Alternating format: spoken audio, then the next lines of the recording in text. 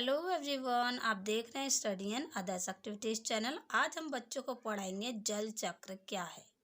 ठीक है ना। तो बहुत सिंपल तरीके से समझाऊंगी, रटाना नहीं है, बच्चों को समझाना है। ठीक है ना। तो देखिए, महासागर या समुद्र से जल वाष्पीकरण द्वारा जलवाष्प में परिवर्तन ना होकर धीरे धीरे वायुमंडल में पहुंचता है। ठीक है ना। महासागर यानी कि समुद्र जो है, समुद्र और महासागर वही है। महासागर और समुद्र बहुत बड़े बड़े होते हैं। ठीक है ना। उनमें क्या भरा होता है? जल, यानी कि पानी भरा रहता है। ठीक है ना। वो पानी क्या होता है? वाष्पीकरण। कभी कभी आपने देखा हो, कभी क्या हमेशा ही सभी लोग ने देखा है, जब हम कोई पानी धरती पे डालते हैं यानी कि ज़मीन पे डालते हैं, ठीक है ना, और सूरज बहुत तेज हो, उस टाइम जो हमारा धूप है बहुत तेज आ रही हो, कड़ाके की, ठीक है, और आपने ज़मीन पे पानी डाला तो देखना थोड़ी देर बाद वो पानी गायब हो जाता है। ठीक है ना। तो वो क्या है? वाष्पीकरण होता है। ठीक है ना। वो इस तरीके से, ठीक है, इस तरीके से क्या है, वो वाष्प बन के आसमान में चला जाता है। ठीक है ना। जलवाष्प में परिवर्तन होना। ठीक है। यानी कि वो क्या है? वाष्पीकरण हो गया उसका, कि वो उड़ के चला गया आसमान में, यानी कि वायुमंडल में पहुंच गया। ठीक है ना। जहाँ जल वाष्प सघन की प्रक्रिया से गुजरते हुए बादल बनता है। अब देखिए सघन क्या होता है। देखिए, आपने एक बर्तन लिया, पानी उसमें गर्म हो रहा है उस बर्तन में, ठीक है ना। तो आपने देखा है ऐसे भाप निकलती है, ठीक है, पानी की भाप वायुमंडल में चल जाती है। और अगर आपने उसी बर्तन पर एक ढक्कन रख दिया, ठीक है ना, तो ये जो वाष्प है, ठीक है, जो गैस है, ये क्या है? इस ढक्कन पे चिपक जाएगी। अब इस ढक्कन पे जो छोटी छोटी बूंदें होंगी, ठीक है ना, फिर वो क्या? पानी का रूप ले लेंगी। और पानी का रूप लेकर फिर उसी बर्तन में चली जाएंगी। उसी को कहते हैं सघन। ठीक है ना। समझ में आ गया आपको? वो होता है सघन।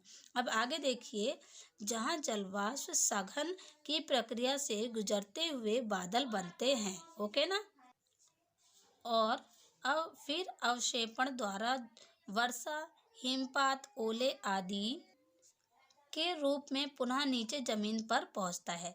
यानी कि जो समुद्र और महासागर का जल है, यानी कि पानी है, वो क्या है? वाष्पीकरण से पहुंच गया हमारे वायुमंडल में, यानी कि आसमान में पहुंच गया। तो वहां पे क्या? बादल बनते हैं।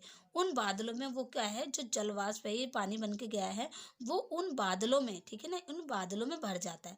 और जब वो ज़्यादा भर जाता है तो वो किसके रूप में आते हैं? वर्षा, हिमपात, ओलों के रूप में वो धरती पर फिर से पुनः आ जाते हैं। इसी को कहते हैं जल चक्र। ठीक है। अब आगे देखिए, और छोटे जल स्रोतों जैसे नदी, झील, नालों आदि से गति करता हुआ फिर सागर में सम्मिलित यानी मिल जाता है। अब देखिए, जो पानी से बारिश आया, ठीक है ना, सॉरी, बादल से जो पानी आया, ठीक है, वर्षा के रूप में, हिमपात, ओलों के रूप में, तो ये कहाँ जाता है? वो नदियों और झीलों और नालों में कैसे पहुंचता है? गति करते हुए। ठीक है ना। फिर वो वहां से सागर में पहुंच जाता है। ठीक है ना। कहाँ से? नदी से, झील से, नालों से वो गति करते करते महासागर में पहुंच जाते हैं। फिर से महासागर से ही, यानी कि समुद्र महासागर से वाष्प बनकर उड़ा, और फिर क्या? वर्षा के रूप में नीचे आया, और फिर नदी, झील, नालों के जरिए फिर वो महासागर में पहुंच गया। ठीक है ना। तो यही होता है आपका जल चक्र। अब आगे देखिए, इस तरह का पूरा जल चक्र पूर्ण होता है। इस तरीके से क्या होता है? पूरा जल चक्र पूर्ण हो जाता है, यानी कि कंप्लीट हो जाता है। यह प्राकृतिक जलीय चक्र धरती की सतह और इसके वायुमंडल में पानी की निरंतर गति को दर्शाता है। अब ये क्या है? प्राकृतिक का एक रूप है। हमारी जो प्रकृति है वो भगवान ने ही दिया है। ठीक है ना। ये भगवान ने तो कराया, हमने थोड़ी कराया कि किस तरीके से पानी ऊपर जाएगा फिर नीचे आएगा। ये क्या है? धरती का एक चक्र है, जलीय चक्र है, जो भाप बन के उड़ा, फिर बादल के थ्रू फिर से नीचे आ गया, फिर भाप बन के उड़ा, बादल बन गए, फिर वर्षा के रूप में नीचे आ गए। तो यही जल चक्र कहलाता है आपका। अब देखिए, मैं आपको इसको पिक्चर के माध्यम से दिखाती हूँ। देखिए, ये आपका है सागर या समुद्र, जो समझ लो अब, या नदी समझ लो। ठीक है ना। अब देखिए, यहाँ से धूप बहुत तेज हो रही है, ठीक है, तो ये पानी जो है जल गया, यानी कि ये वाष्पीकरण हो गया। इस जल का क्या हो गया? ये वाष्पीकरण हो गया। अब ये यहाँ जाके, ठीक है ना, ये यहाँ जाके किस में गया? इन बादल में भर गया। ठीक है ना। ये जो जल है, H2O है, धूप से गर्म होके ये किस में चला गया? बादल में चला गया। अब वही चीज बारिश, ओलों के रूप में फिर से कहाँ पे आ गई? धरती पर आ गई। ठीक है ना। फिर क्या हुआ, वही चीज़ फिर से धरती पर आ गई और फिर वही होगा, फिर वो वाष्पीकरण बन के ऊपर जाएगा, ठीक है, बादल में जाएगा, फिर बादल के रूप में फिर से पानी में आएगा। तो यही आपका होता है जल चक्र।